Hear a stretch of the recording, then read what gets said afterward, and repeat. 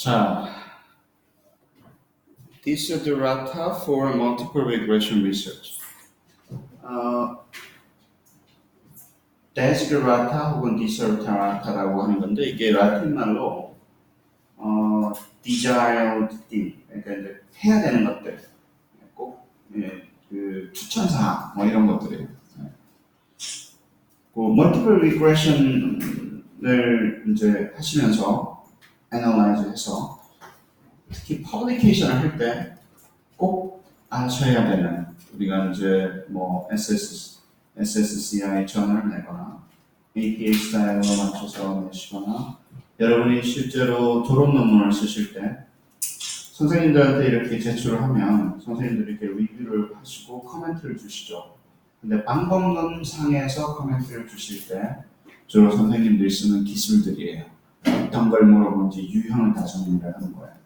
그러니까 여기에 맞춰가지고 regression analysis를 다 디펜스 할 수 있게끔, 누가 물어보고 공격을 할 때 잘 방어를 할 수 있게끔 쓰시면 훨씬 논문 디펜스가 쉽겠죠. 그리고 저널 퍼블리케이션 하기가 쉽겠죠. 그리고 그 저널 에디터가, 리뷰어가 이런 거 방법론상에 문제점을 제기했을 때 이것을 보면서 우리가 어떤 식으로 응대를 해야 될지 계획을 짜고 리스폰스를 하기 쉽겠죠. 그래서 그렇게 적어놓은 거예요. 사실은 여러분들이 개념도 알고 리그레션에서 수능이 아는데 다 끝났는데 이제 논문을 제출하고 디설테이션을 제출하려고 할 때 그때 리뷰어랑 어떤 식으로 파이널라이즈를 해서 퍼블리케이션 하기 직전에 이제 갈 때 그때의 이슈를 다 다루는 내용입니다. 이 렉처는 Reviewer's Guide라는 Quantitative Method in Social Science 그 Second Edition, 이 저널, 그 책을 근간으로 하고 있고요. 여기에 약 35, 그러니까 35개의 Quantitative Method에 대해서 이 Reviewer's Guide가 다 정리가 되어 있어요. 대부분 여러분들이 평생에 걸쳐서 뭐 방법론 다 배우는 것들이 다 총망라가 되어 있는데, 그걸 퍼블리케이션으로 바꿀 때 뭘 어떻게 해야 되는지, 어떤 것들을 유의해야 되는지 방법론상에서 그걸 정리해놓은 족보 같은 겁니다. 그러니까 연구자가 되려면 이게 하나씩 다 있어야 돼요. 여러분들이 박사학위를 받고도 학생들 지도하려면 방법론, 물론 뭐 방법론 잘하는 사람한테 밀어도 되지만 여러분들이 좀 보면서 지도하려면 이 정보가 또 필요합니다. 아까도 말씀드렸지만 그 HLM, 2019 HLM 그 책방에 가면 이거 다 파일 있으니까 좀 이렇게 sit-back하고 즐기시면. 잘생기셨죠, 이 선생님? 행복 선생님인데 저희 지도 교수님이세요. 그래서 지도 교수님 책인데 제가 이렇게 커미션도 안 받고 세일즈를 하고 있습니다. 이 책은 방법론 하시고 관심 있으시면 안 사시는 게 후회스러운 정도로 좋은 책이에요. 그래서 한 번씩 보시고, 오늘은 이제 그 중에서 regression 섹션과 logistic regression과 그리고 HR, 그 퍼블리케이션 할 때, 멀티레벨 할 때 어떻게 해야 되는가를 이제 제가 강의를 하는 거고, 그 세 개는 35개의 챕터 중에서 3개를 제가 여러분과 함께 나누는 겁니다. 자, 그래서 이제 포인트를 몇 개를 이렇게 집어주세요. 그래서 이제 포인트별로 나누는데, 뭐 포인트가 뭐 15개일 때도 있고 20개일 때도 있고 방법론마다 틀리는데 하나씩 해보시죠. 첫 번째 포인트, the goal of research and how multiple regression can be useful are explicitly addressed.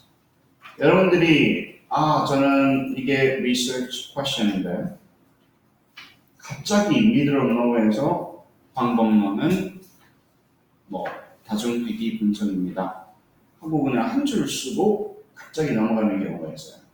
물론 뭐 그런 경우가 많이 있습니다. 하지만 우리가 훈련을 할 때는 아까도 말씀드렸지만 35개의 뭐 그 진짜 뭐 그 다양한 quantitative analysis method가 있는데 왜 그 중에 multiple regression을 선택을 해야 되는지 그것을 간략하게 설명할 수 있는 능력이 필요해요. 여러분들이 공부를 조금만 하시면 사실은 똑같은 리서치 퀘션을 다양한 종류의 메서드를 통해서 분석을 하실 수가 있어요. 그래서 왜 그걸 선택했을까? 그렇죠. 거기에 대해서 설명을 하는 것이 thoughtful하게 설명을 하는 것이 리뷰어 보기도 좋고요. 그러니까 읽는 사람을 위해서 우리가 독자를 위해서 친절한 설명이라고 생각하시면 됩니다. 친절한 설명. 하나씩 안 물어봤는데도. 근데 그게 이제 많이 쓸 수도 있고 적게 쓸 수도 있지만 아주 축약적으로 한 두세 뭐 paragraph이 아니라 2 to the 3 sentence로 이것을 적으실 수가 있어야 돼요. 예를 들어보죠. 내가 이것을 선택한 이유는 나에게는 multiple independent variable이 있고 나의 dependent variable이 예를 들어서 continuous라서 종속 변수가 이런 식으로 측정이 되어 있기 때문에 나는 multiple regression이 appropriate하고 useful한 툴이라고 생각해서 사용합니다. 한 요 정도만 적어주시면 돼요. 그러니까 justification 그냥 한다, 그냥 쓸 거다 이게 아니라 쓰는데 왜 쓰고 이유가 뭐고 한지에 대해서 조금씩 적어주는 거예요. 모든 잘 쓰여진 논문은 클레임과 그 클레임을 서포트해주는 argument 그리고 evidence 이게 잘 정리가 되어 있는 것이 잘 쓰여진 논문이에요. 그렇죠? 그렇게 하면 되고요. 이걸 어디다 적냐? 이 내용을 어디다 적을 것이냐? introduction과 method section에 적으라고 그러시면 돼요. 처음에 이제 introduction에 우리가 그 abstract 말고요. abstract는 적어야 되니까 그냥 multiple regression 사용했습니다. 이 정도는 되지만 introduction part 같은 경우 research question 나오면 method를 이야기를 하시고 measure를 이야기를 하시고 이런 식으로 scientific collection 될 것이고 그리고 나는 이게 왜 multiple regression을 써야 되는지에 대해서 간단하게 설명하시고요. 메서드 섹션에서도 반드시 하셔야 돼요. 메서드는 이제 메서드 자체가 중요하니까 이 메서드를 썼습니다. 그리고 왜 썼습니다. 그 다음에는 specification. 어떻게 구체적으로 썼습니다. 예를 들어서 어떤 regression 메서드를 사용했고 어떻게 우리가 변수를 집어넣었고 컨트롤했고 모델 셋업했고 이런 거는 이제 두 번째 단계인데 첫 번째 단계 왜 이게 regression 모델이 되어야 되는지 간단하게 설명을 해서 적으시면 되죠. 그러면 예를 들어서 왜 correlation analysis를 하지 않고 regression을 해야 되는지에 대해서 내가 궁금한 것은 slope, 효과가 궁금한 것이다. correlation은 그냥 상관관계가 궁금할 때는 correlation analysis를 하죠. 그리고 analysis variance를 할 때는 나의 independent variable들이 모두 categorical일 때 그때는 괜찮지만 나에게 종속 변수가 많이 있는데 그 중에서 continuous한 independent variable이 여러 개 있을 때는 ANOVA가 잘 일을 안 하기 때문에 그래서 analysis variance보다 조금 flexible multiple regression을 써서 해결을 하려고 합니다. 그러니까 이미 다 배운 것들에 대해서 하나 두 개 설명을 하면서 멘션을 하면서 multiple regression을 쓰기로 했습니다. 이러면 선생님들이 읽으면서 감동을 하는 거예요. 처음부터. 제대로 배웠구나. 그냥 텍스트, 아노바, 앵코바 이런 거 따로 문법으로 배워가지고 소화도 못 시키고 이게 왜 먹는 건지 먹는 건지 안 먹는 건지 이건 시험에 나오나요? 막 이것만 했던 친구가 아니라 이 메서드 간의 차이를 알고 그 다음에 조절을 하고 소위 말해서 선택을 할 수 있고 이별비할 수 있는 잘 배운 친구들이구나. 그래서 여러분들이 좋은 임프레션이잖아요. 그게 처음에 딱 주면 그렇잖아요. 그러면 이제 그 다음번에 이제 조금씩 풀어가기가 쉽습니다. 반드시 link to research question hypothesis 해야 돼요. 그게 모든 논문은 applied 논문은 research question이 뭐고 그 리서치 퀘션을 어떻게 하는가를 가지고 그것을 센터로 해서 다른 것들이 막 붙어야 돼요. 그래서 언제든지 이 사람이 얘기할 때는 왜 이걸 쓰지? 이 리서치 퀘션을 answer하기 위해서는 리그레션이 필요합니다. appropriate 합니다. 왜냐하면 스트럭처가 이렇게 되기 때문입니다. 이런 식으로 해서 centered around the research question 혹은 research hypothesis 그렇게 하는 자세가 필요한 거예요. 모든 quantitative analysis는 다 마찬가지입니다.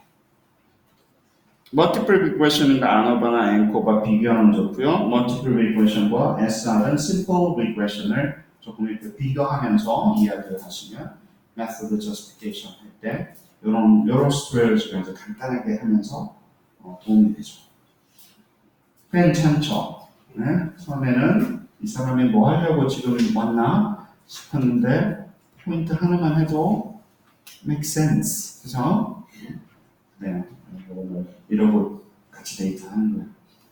자, 조금 빨리 할게요. 이제 어린이 여러분 이런 시간이 아니라 갑시다. 두 번째는 이제 independent variable이 왜 들어가야 되는지에 대해서 justify를 하셔야 됩니다.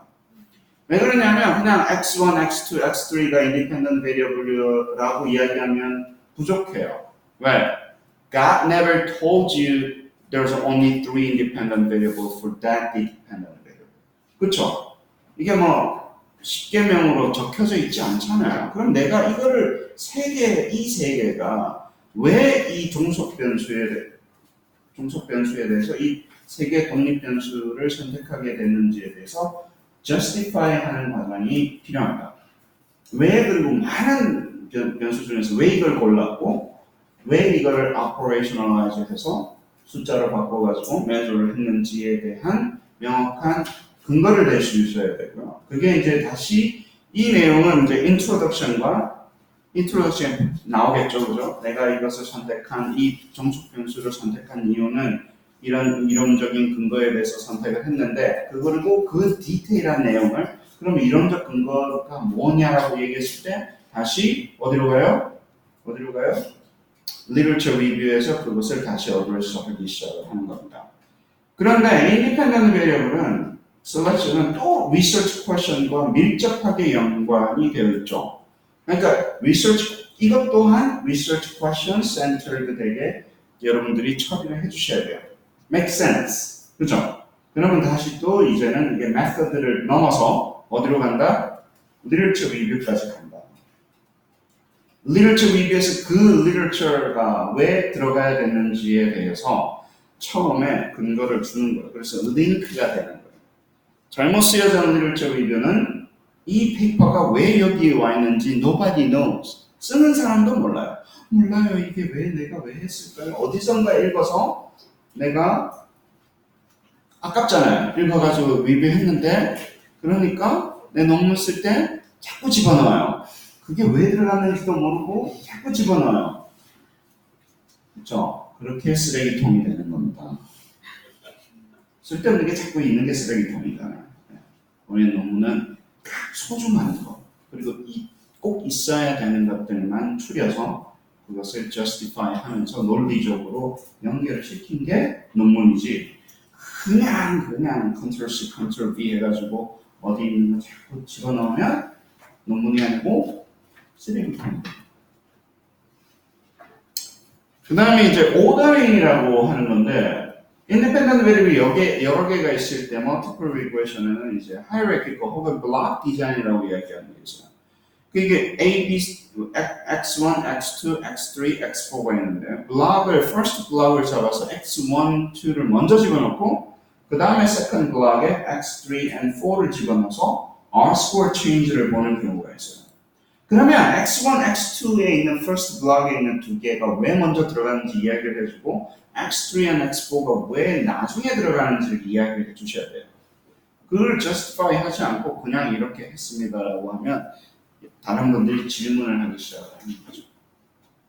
조금씩 justify를 해서 어떤 액션과 어떤 claims만라도 justification을 하는 훈련을 하셔야 됩니다.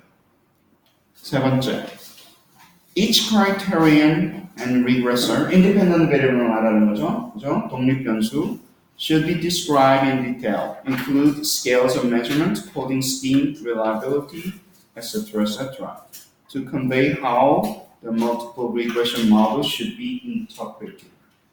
이거는 뭐 여러분들이 이제 어떤 변수를 선택을 했을 때 이게 어떤 식으로 코딩이 되어 있고 무슨 매저를 썼고 크롬박 알파가 어떻고 reliability가 어떻고 뭐 mean, mode, median 뭐 간단한 descriptive statistic이 어땠고 테이블 같은 걸로 이렇게 설명을 하셔야 돼요.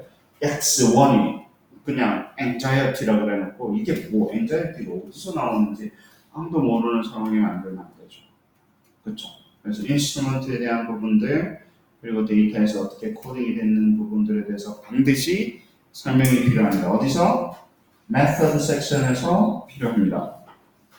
이게 이제 앨리스 여기서 말하는 앨리스는 least square criterion 써서 하는 건지 그리고 ML은 maximum likelihood 죄송합니다. 이거 뭐 이게 수업을 다 끝낸 사람들 뒤에 있는 중간에 있는 렉처라서 abbreviation이 넘어와요. 앨리스는 least square를 썼으니까 ML은 maximum likelihood를 썼습니까? 어떤 소프트웨어를 썼습니까? 뭐 그것도 나중에 하죠.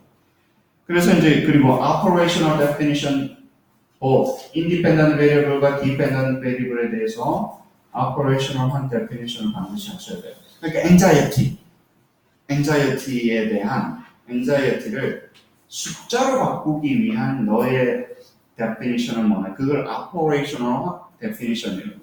나의 anxiety score는 어떤 선생님이 만든 이 스케일에 따라서 뭐 1 to 5 스케일에 따라서 계산되어진 그 anxiety score입니다. 이렇게 이야기를 하지 않으면 anxiety가 어디서 나왔는지 아무도 알 수 없죠. 대부분의 우리 social behavior science에서는 중요하게 다루는 이런 표현들이 construct, 소위 말하는 이 저희 factor 같은 거기 때문에 키나 뭐 키가 3cm입니다. 이거는 뭐 어디 가서 뭐 예를 들어서 무슨 가게 가지고 자를 사가지고 3cm를 쟀는지는 그건 자세하게 안 해도 돼요. 그냥 키가 3cm예요로만 얘기하면 되지만 anxiety가 2.7이에요는 2.7 보고 어디서 나왔는지 정확하게 설명을 안 해주면 연구가 안 되잖아요. 그래야 안 그래요? 그렇죠. 그래요. 중요한 일이죠. 근데 그것에 대해서 우리가 fully describe를 해주지 않으면 좋은 논문이 안 됩니다. Reliability Internal Consistency Measure 크롬박 알파가 뭐고 왜 그걸 했어야 됐고 이거는 여러분들 많이 배우시니까 크롬박 알파는 무슨 abuse 하듯이 무슨 정가의 보도도 아니고 뭐 막 쓰는 거잖아요. 그죠? 막 쓰는 거죠. 누구나 이렇게 쓰는 거니까 쓰세요. 남들이 쓴 것처럼. 디테일한 거는 여기서 티칭을 하지 않습니다. 다음번에 기회가 닿으면 설명을 해드릴게요. 자, 네 번째. Specific procedure for the computation and interpretation for the effect size are delineated. 어떻게 effect size를 계산했고 어떤 equation에서 effect size를 계산했고 그리고 어떻게 해석을 할 것인가를 적어줘야 됩니다. 어디서? method 섹션에서. 첫 번째, 그 전에 effect size 왜 해야 돼요? 해야 돼요. 왜 해야 돼요? 해야 돼요. publication 하려면, 논문 쓰려면. 왜 해야 돼요? 그렇게 정했어요. Statistical hypothesis test, reject null, retain null, p-value가 너무너무나 불완전하고 부족하기 때문에 effect size를 리포트를 안 하면 publication을 안 시키겠다. 라는 게 컨센서스죠. 소셜 비헤이비어 사이언스 리서치의 컨센서스입니다.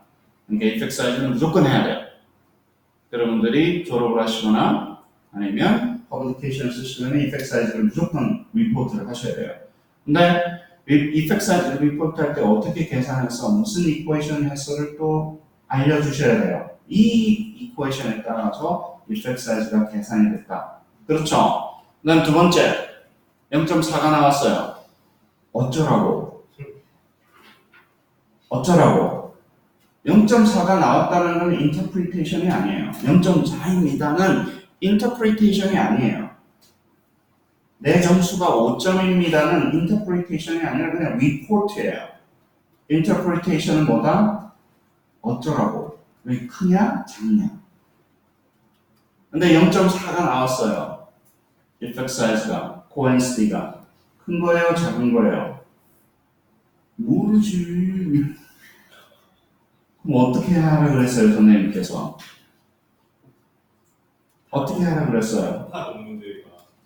그렇죠. 다른 논문에 가서 비슷한 independent variable과 dependent variable 되어 있는 우리가 literature review할 때 그런 것들을 찾아서 거기서는 effect size가 뭐였는지 확인을 해서 그런 effect size에 비해서 내 effect size가 어떤지 evaluation을 하는 게 소위 말해서 이제 잘 배운 사람들이 하는 일입니다. 그리고 논문을 데이터 컬렉션해서 하기 전에 이미 literature review를 통해서 비슷한 연구에서 effect size가 어떻게 되었었는지 먼저 확인을 하는 게 잘 배운 사람들이 하는 우리 quantitative analysis. 네. 아시겠죠? regression analysis는 가장 popular한 effect size가 뭔가요? R-square, R-자승, 그렇죠? 그 다음에 adjusted R-square, 그렇죠? 조정 R-자승, 그렇죠? 발음이 너무 좋아요. 욕 같기도 하고. 이걸 어떻게 계산을 하는지 컴퓨터가 계산을 해주죠, 그죠? 그렇지만 인터프리테이션 우리가 어떻게 해야 되는지 다시 한 번 더 해서 큰 건지 작은 건지 이제 하셔야 됩니다. 이 클래스는 이건 R-스코어를 어떻게 계산하느냐 그런 클래스는 아니에요. 그리고 컴퓨터가 해주잖아요. 그래서 그걸 보고 이제 인터프리테이션 하는 그것만 배우면 돼요. Standardized regression slope. Standardized regression slope를 다른 말로 뭐라 그러죠? Beta weight. Beta weight이 뭐고? Beta weight을 왜 리포트 해야 되고, Beta weight을 어떻게 interpret 해야 되는지에 대해서 우리가 해야 됩니다. 우리가 저번 regression 시간에 Beta weight 컨셉 배웠죠. 그렇죠? 도토리 얘기하는 거 배웠으니까 마라도 하면서 뭐 했어요. 비유도 들고 굉장합니다. 네. 마라도 횟집 이야기하면서 이야기 설명드렸으니까 유튜브 찾아보세요. 그럼 거기 조곤조곤 설명을 해놨습니다. 지금은 그 개념을 넘어가도록 하겠습니다. 자, 다섯 번째. Assumptions underlying the multiple regression analysis and the resulting inferences are explicitly addressed. 예. assumption checking 반드시 하셔야 돼요. 왜 해야 돼요? 해야 되니까. 그러니까 왜 해야 되냐고요. assumption이 violate 되면 어떻게 돼요? 결과가 우리 대부분 무슨 결과를 내요? 통계적으로는 유의하다, 유의하지 않다라고 결과를 내죠. 그 결과가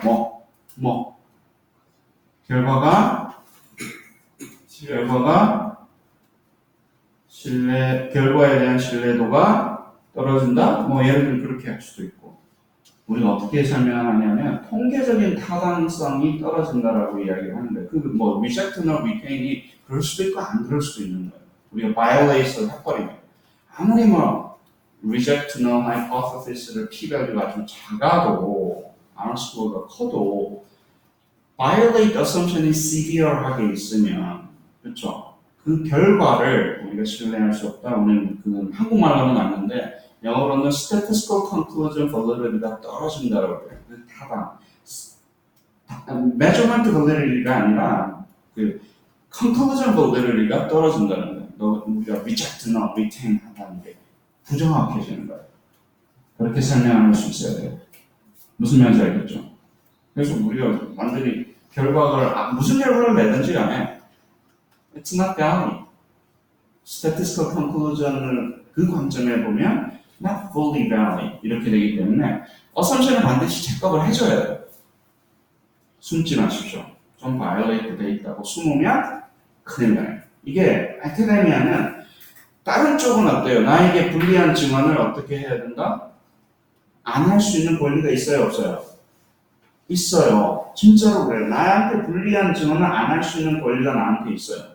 근데 아카데미아는 quantitative analysis는 불리한 거를 숨겼다가 나중에 그 불리한 거를 일부러 숨긴 게 들통이 나면 어마어마한 샌션을 받습니다. 아카데미에. 그건 나쁜 짓이에요.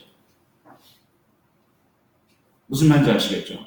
그래서 그럼 뭐가 좋은 거냐면 아카데미아에서는 그냥 해주는 거예요. 다 알려주는 거예요. 내가 이거는 위험하니까 해석할 때 조심해. 그럼 알려주면 되잖아. 야, 이거 바이올레이트 돼 있어.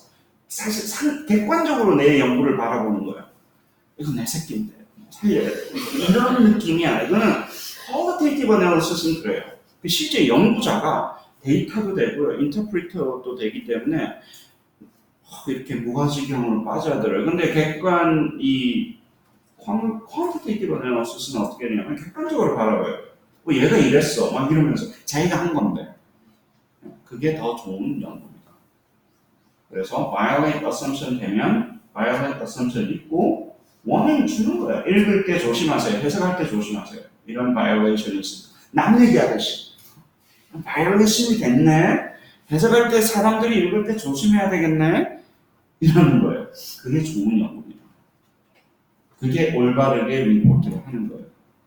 그거 했다고 선생님들이 졸업을 안 시키는 게 아니라 그것을 자꾸 숨기기 때문에 이게 들통나면 내 인생은 끝나는 거예요. 이러다가 이상한 행동을 하면서 조작을 하고 결과를 manipulate 한다는 게 들통이 나면 ethnically 졸업을 시킬 수 있는 방법이 없어요.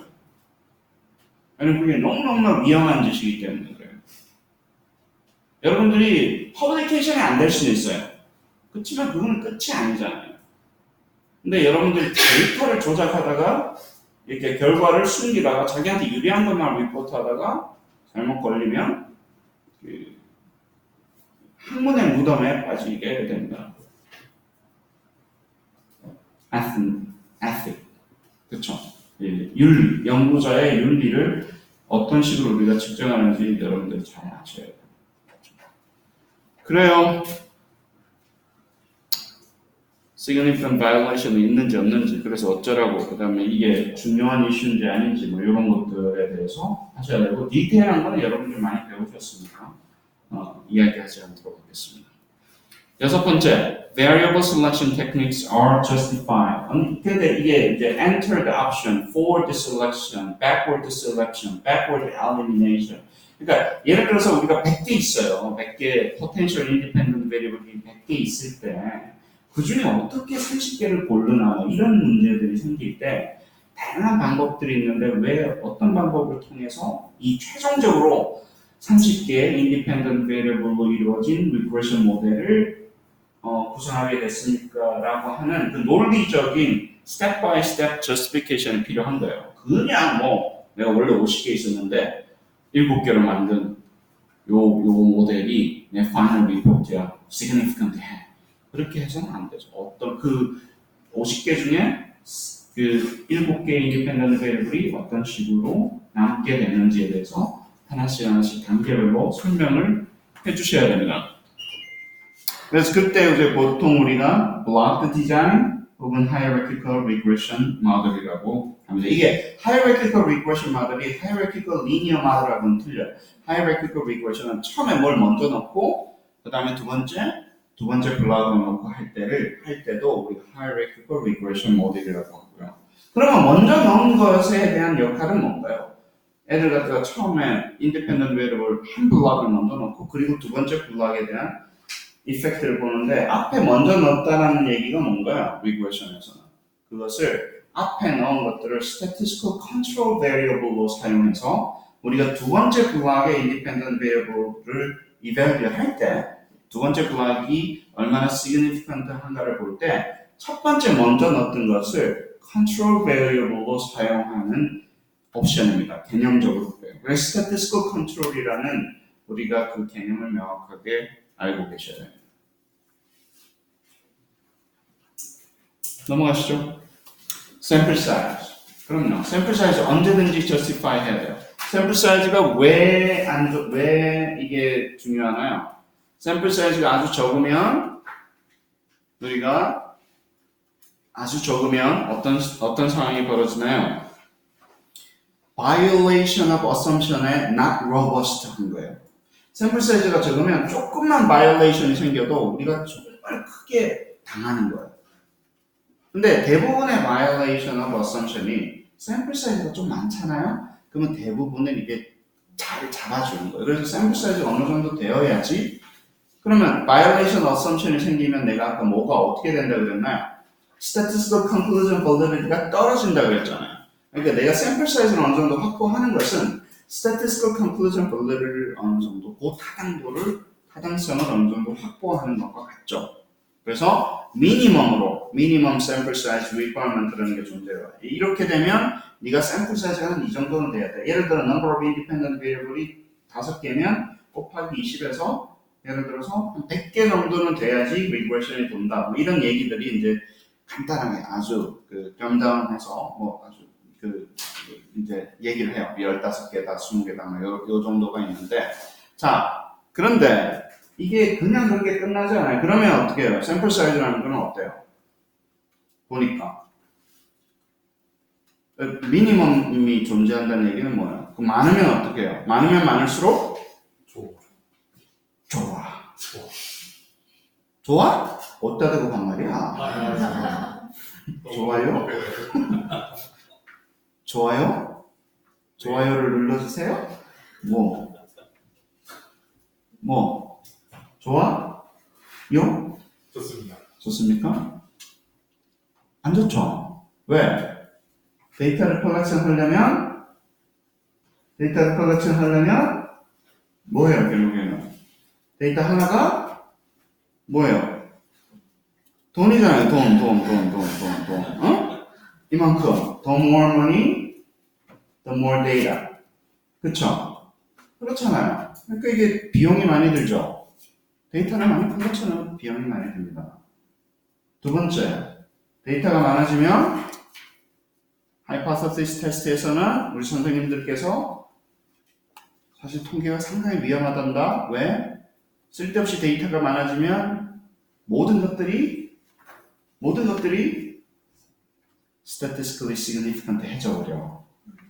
p-value가 그냥 다 zero 쪽으로 가는 거예요. 아무것도 안 바뀌었는데 여러분의 인터벤션이나 아무것도 세상은 변한 게 없는데 그냥 돈 많이 쓰면 you can buy statistical significance. 그게 얼마나 위험한 겁니까? 얼마나 위험한 거예요. 돈으로 살 수 있다라는 거. 그래서 우리가 effect size를 반드시 리포트를 해야 되고 또 하나는 어때요?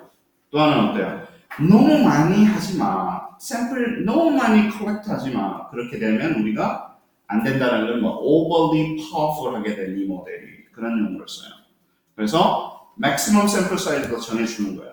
minimum sample size도 정해주고 이거는 robust한 analysis를 하기 위해서 statistical conclusion을 어느 정도로 warrant 하기 위해서 lower boundary를 정해서 minimum sample size라는 걸 정하고 그 위에 power analysis를 통해 가지고 너무 powerful해지지 말고 statistical power가 한 80이나 90 정도 되게끔만 sample size를 계산해서 그만큼만 collection해.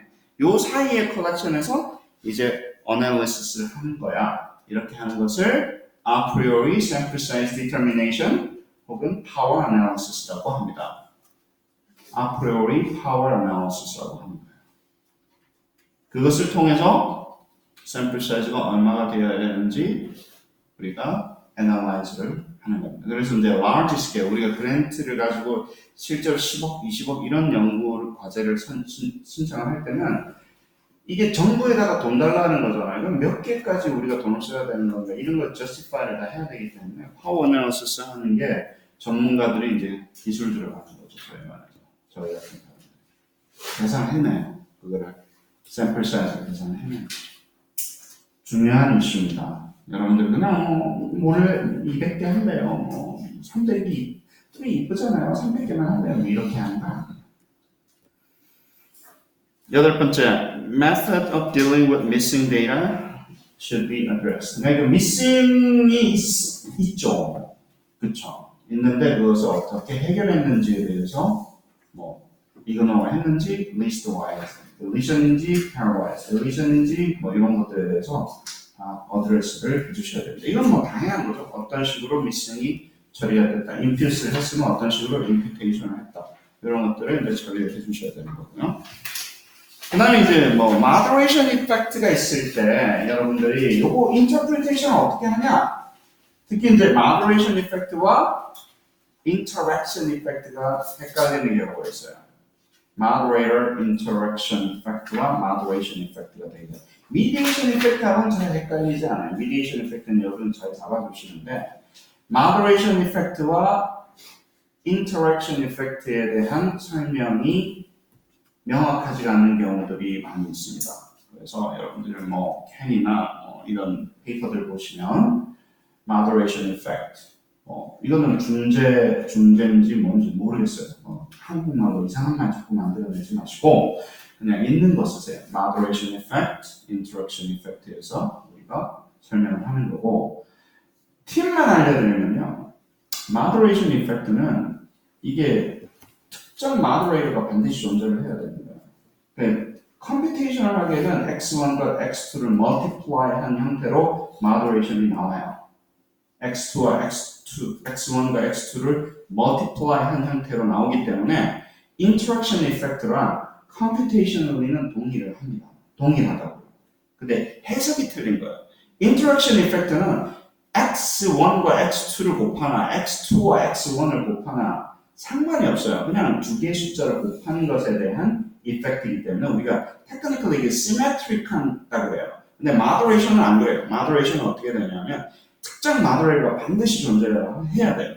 x와 x가 어떤 특정 x가 y로 가는데 moderator가 그 x가 y로 가는 것에 대한 relationship을 바꾼다. 이런 식으로 해석이 완전히 틀려요. 근데 컴퓨테이션을 하기는 똑같아요. 진짜 신기할 정도로 같은 mathematical한 프로세스를 쓰지만 우리는 그냥 뭐 이거를 그냥 mathematician이 아니잖아요.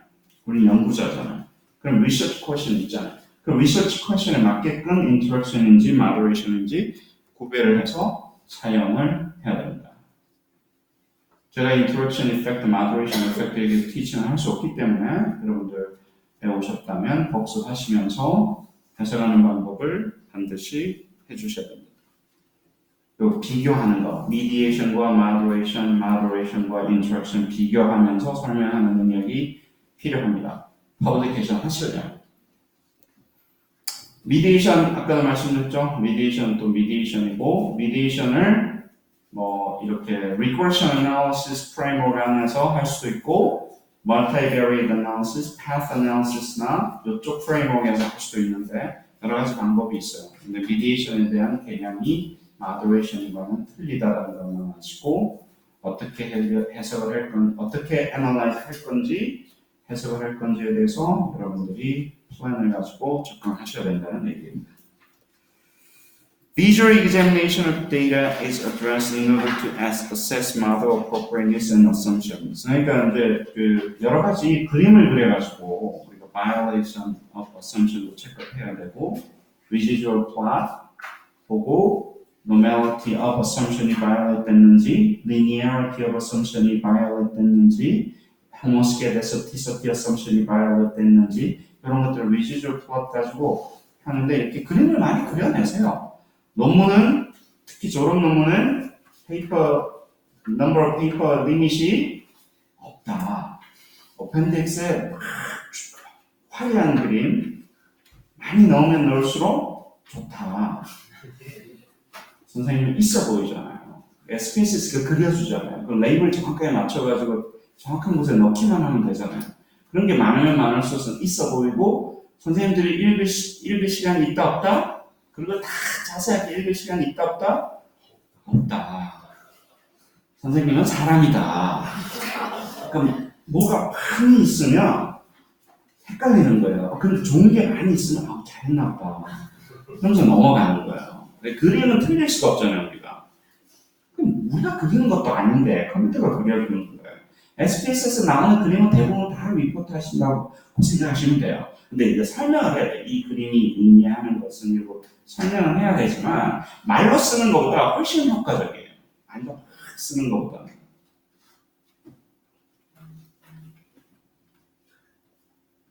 Measurement error in predictor or outcome variable is addressed. 우리 소셜 비헤이비어 사이언스에 있기 때문에 우리 그 특정 variable, anxiety 같은 것들이 measurement error free 하지 않아요. 왜냐면 이게 룰러가 막 키재고 몸무게 재는 것처럼 정확하지가 않잖아요. 그럼 그 reliability를 어떻게 컨트롤하나? 있나 없나? 그렇죠? 대표적인 게 그 얼마나 이게 reliable 하나, measurement error가 얼마나 있냐를 이제 하기 위해서 우리가 크롬박 알파라는 거를 계산해서 크롬박 알파가 뭐 0.7 이상이면 됐어. 뭐 이 정도 하고 뭐 넘어갑시다. 그 이야기를 하는 거예요. 그거랑 measurement error랑 크롬박 알파가 상당히 연관이 되어 있다는 걸 아시고 그게 reliability 컨셉하고 internal consistency 컨셉하고 상관이 있다는 것만 아시고 그게 왜 중요하다? 에러가 너무 많은 게 들어가면 어떻게 되죠? 우리 데이터가 garbage고 우리가 아무리 analysis 잘해도 garbage out. 그러니까 우리가 garbage를 집어넣지 않기 위해서 우리가 measurement error를 충분히 잘 컨트롤하고 미니마이즈해서 좋은 데이터가 들어가야지. 그렇죠? 그래야지 좋은 analysis를 해서 좋은 결과를 내는 겁니다. Potential limitations of multiple regression in the current applied research context are explicitly stated. 그렇죠. regression analysis가 뭐 아주 훌륭하지만 limitation 많잖아요. 그래서 우리가 뭐 fact analysis로 넘어갑시다. 그래서 우리가 multi-level analysis로 넘어갑시다. 그래서 우리가 이거를 좀 뭐 path analysis로 넘어갑시다. 이런 식으로 왜 이 regression이 모든 것을 해결하지 않고 in future에는 어떤 식으로 flexible 해줄 수 어떠한 모델들이 more flexible 해서 이 constraint을 풀어줄 수 있는지에 대해서 future work으로 이야기를 하는 건 참 좋은 겁니다. In future, I will investigate this research question and this data using multi-level modeling instead of the multiple regression because of the blah blah blah blah reason. 그럼 얼마나 아름다워요. 제 목소리만 아름다운 게 아니라 내용이 아름답죠. 그쵸? 이렇게 justification을 하는 훈련을 하시면 됩니다. 뭐 random sample, convenience sample 당연한 거죠. 우리가 대부분의 데이터가 그냥 골랐잖아요. 랜덤 샘플이 아니잖아요. 그럴 때 어떻게 해야 되냐. 근데 이게 퓨처 work이기 때문에 미래는 이렇게 해야 된다. 누군가가. 뭐 우리가 할 게 아니잖아요. 괜찮아요. 이런 건 학생들 정말 잘해요. 내가 할 게 아니고 누군가가 해야 된다. 뭐 이런 식으로 얘기하면서 남한테 떠넘기는 거 너무 좋아요. 기분도 좋고. 근데 이게 이렇게 근데 이게 논리적으로 떠넘겨야 되는 거예요. In future, somebody need to do it 이러면서 이렇게 잘 떠넘기는 그 훈련이 필요합니다. Alternative to multiple regression model 당연하죠. 그러니까 이게 이제 multiple regression이 이제 리밋이 있고 제한이 있으니까 다른 대안이 뭔지에 대해서도 충분히 설명할 수 있는 능력이 돼야 돼요. 아까도 말씀드렸잖아요. 이 책에서만 해도 35개의 모델이 있다고. 그것도 quantitative method가. 그럼 그 어떤 방법을 통해서 어떤 리서치 퀘션이 어떤 식으로 다양화될 수 있다. 이런 것을 적어주면 이제 소위 말해서 이제 잘 쓰여진 페이퍼고. 그러니까 약간 부족함을 드러내지만 괜찮습니다. 퓨처로 이런 거를 이야기를 해주는 게 좋은 논문이 되는 겁니다. 그러니까 왜 멀티레벨을 써야 되는지, 왜 그로스 모델링으로 가야 되는지, 여기서 스냅샷을 보는 게 아니라 런지튜드널한 모델로 왜 가야 되고 어떻게 가는지, 어떻게 팩트 애널리시스를 왜 도입을 해야 되는지 여기서, 그리고 레이튼 클래스 애널리시스를 도입을 해서 우리가 그 레이튼 클래스, 우리가 알고자 하는 그룹 멤버십이 unknown인 경우 에스티메이트로 하려고 할 때 어떻게 하는지 이런 것들에 대해서 이제 저희가 얘기하시면 선생님들이 좋아하시죠? 리뷰어들이. 그렇네요. 여기가 multiple regression, dissertation 혹은 paper 가이드입니다. 감사합니다.